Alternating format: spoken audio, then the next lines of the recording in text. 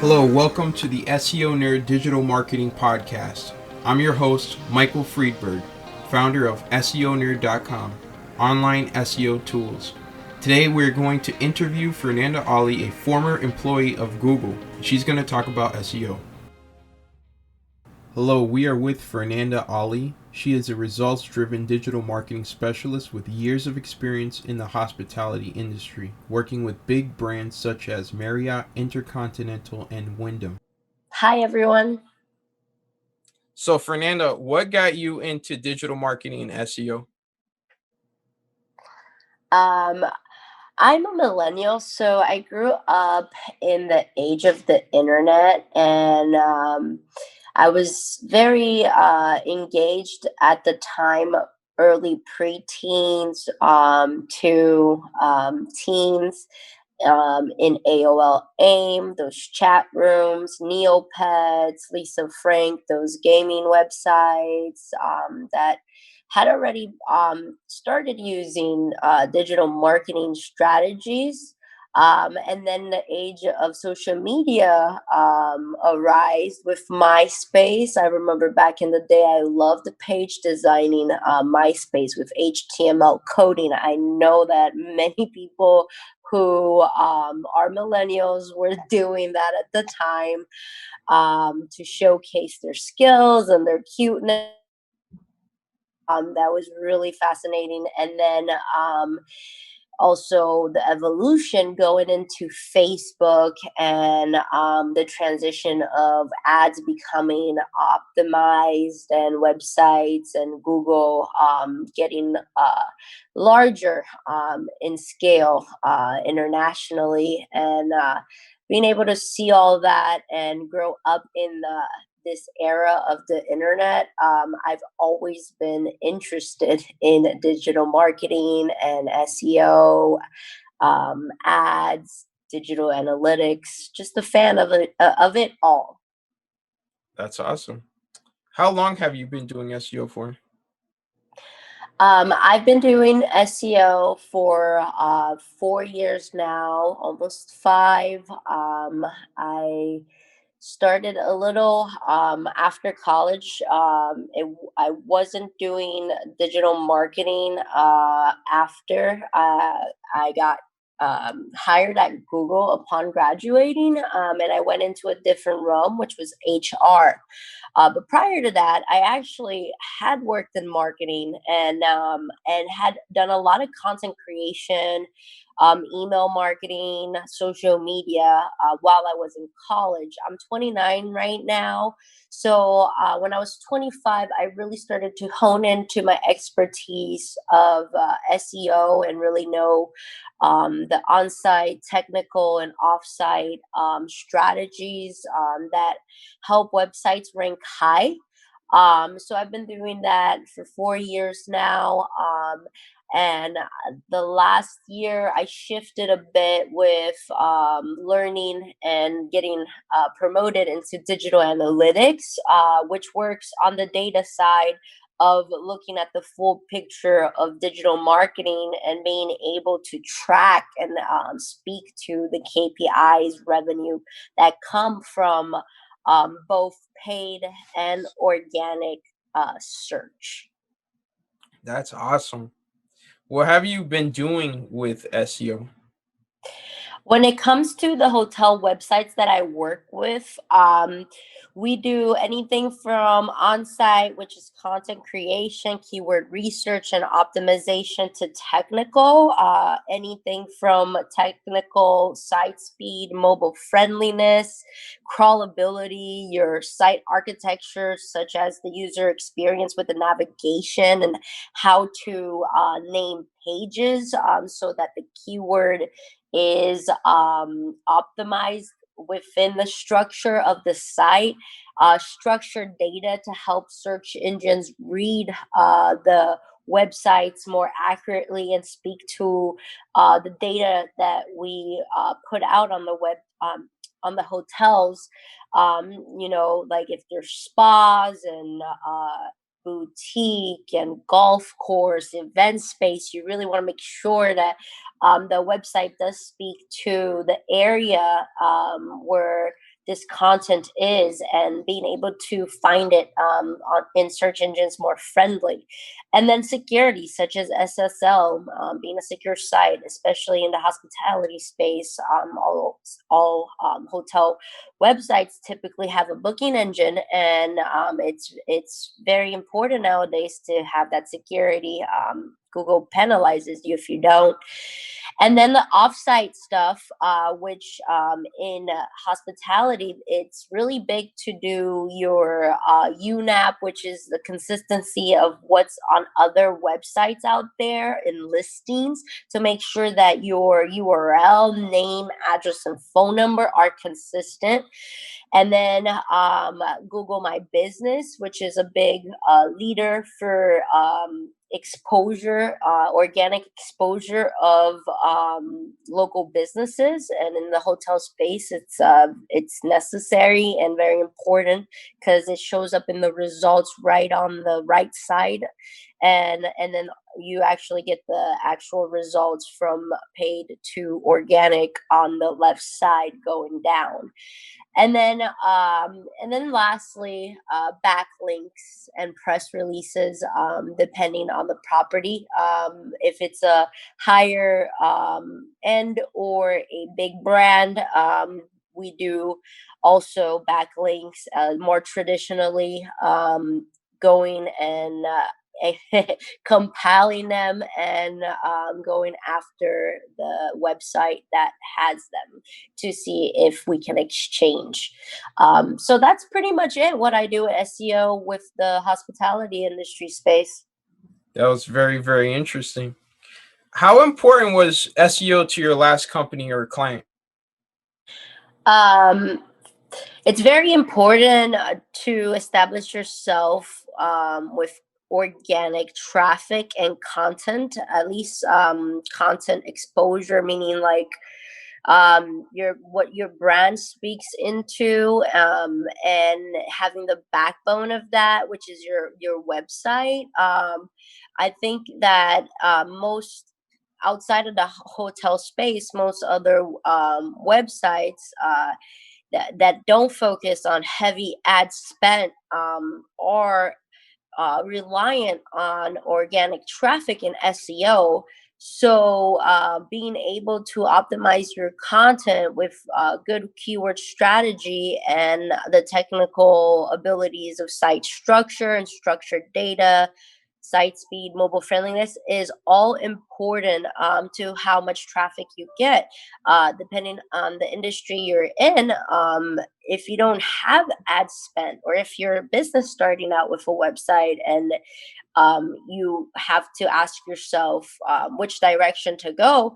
I say for anyone in the space that's in the beginnings of establishing your brand, SEO is a must. It is what gets you founded in search engines organically without ad spend. And it speaks to the quality of engagement you're trying to get with um, your people that are going to come back to your website. Not just your first timers, but that traffic that you can generate over time consistently. So SEO is very important. That's excellent. And how would you keep up with SEO in today's streaming era? Just like websites need content strategy, keyword research, and optimization, it's the same thing with streaming. And I'm very new to the streaming SEO strategies that I'm learning right now. Of course, YouTube has been around and streaming has been around, like Twitch, for a while now.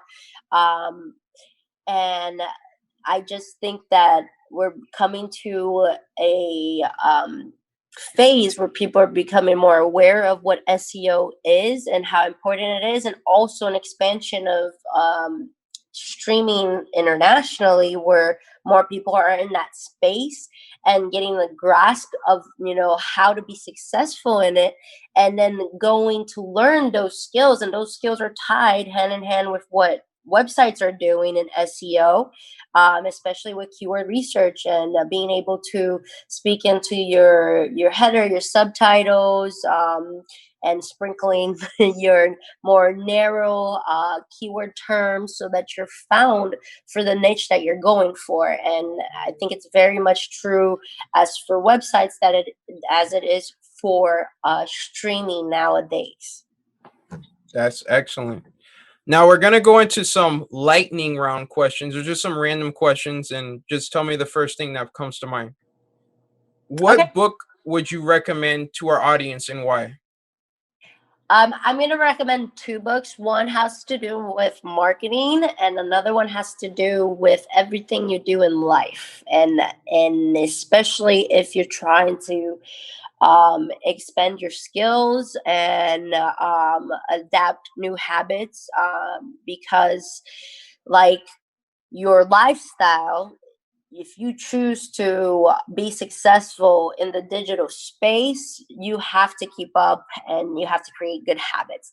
But the first one, particularly to this topic of digital marketing, um, The Rules of Marketing by David Meerman. He releases new adaptations of these every time marketing evolves. So this book never ages. It is always one of mine to go to and reread, especially the new editions, because when I first read this book, it was when Facebook started out, and we didn't even have Instagram. Imagine. I read the editions now that speak into streaming and podcasting, which is something that when I first read this book, they didn't even have chapters into these topics. So, for anyone starting out or keeping up with the digital world, this book is a must read, especially the new editions that come out. I think for anybody that is in this space and want to continuously learn, this is the book to go to by David Meerman.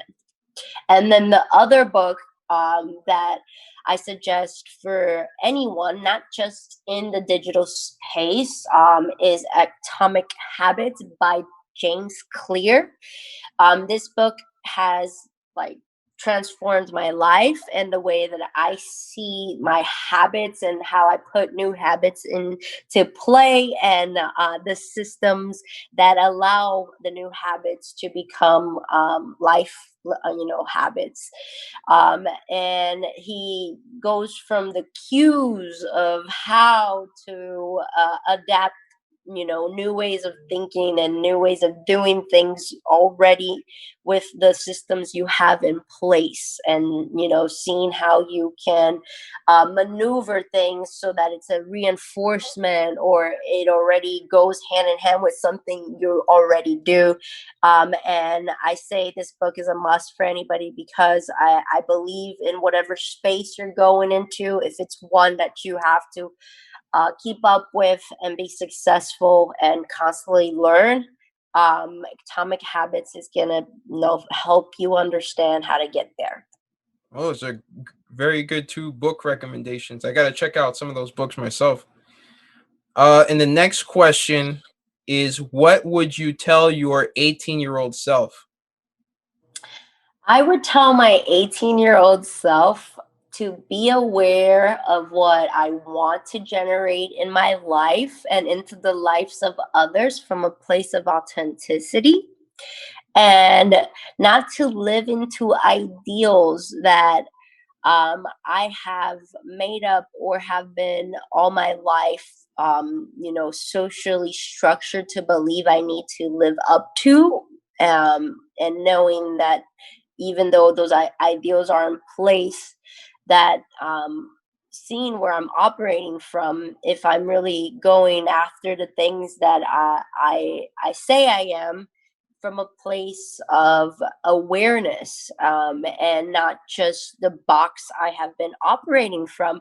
Because I believe as young adults, especially at 18 years of age, we're just getting that exposure into life and the real world, and everything that we have been socialized has all been operating from the context of our parents, and from education, and from the what we made up, to just be aware of, this is where I'm at 18 years of age is not where I'm going to be at 28 right now, which is my age 10 years later. And that's okay, and not to be stressing out and thinking that there are need tos that are associated with ideals that are made up of everyone else's desire for me, and look into what is it that really I want to do, and what is that vision I want to create, and how is it that it's going to show up for me stepping into it, and not being afraid of having that courage to do so, and having that courage to understand that everything up to this point that I've learned is not everything that I know, and that I get to know what I don't know. That's excellent. I can connect with that. That's very good. The next question is, what is your favorite website? My current favorite website is YouTube. I'm going into the streaming space, expanding myself as a digital expert, not just in what I already know that we're speaking into, but into streaming. It is becoming so popular, especially with Generation Z and millennials, and it's people are making so many businesses out of being on YouTube and generating income, passive income, through affiliate marketing, and creating their brands, their online courses, and speaking into products and deals because of what they're the value they're creating on YouTube. And I, as a user of YouTube, also get that value from learning from others, and understanding, or diving into topics I wouldn't necessarily find just by reading, and just by learning through searching up, what keywords I am looking for that day, and then popping upon tutorials, or just insightful know-hows of other people out there, rather than having to search deeply for good content that would give me that same experience. YouTube has made it so much easier to be able to access it and learn from others, so it's become my favorite site. Oh, that's awesome. And congratulations on your YouTube channel. Thank you. I just launched my first video this week. I am launching a part two that goes hand in hand with that one, which speaks to who I am, why I'm expanding into that space, what I bring of value, and what's to come with my channel. That one's coming out this weekend. And then next week, I will have a video on what is the US Census and why is it important to fill it out in 2020. I don't think enough people know what the census is, and I think it's a great topic to dive into, especially as we're closing this year into fall right now, just to make sure I can get at least the influence of my friends to learn these topics, and to do their part, and help our government and our understanding of metrics and population, and the decisions that we make as households. Oh, that's awesome. I'll be looking forward to that video. If one of our listeners wants to get in touch with you, Fernando, what's the best way they can do that? They can find me on Instagram. My brand is Modern World Gal, and they can then decide to either DM me through Instagram, or they can press the contact button, and it will direct them to send me an email. And for anyone wanting to speak about either partnering up, collaborating, or having me blog, I'm trying to expand as a writer as well. So if there are other sites in digital marketing that hear this and are entailed to collaborate and like what I can provide, I am looking to start writing and have features on different blogs. It's a space that I am manifesting to get requests to expand into. And that was great. Well, Fernanda, it was great having you on the show.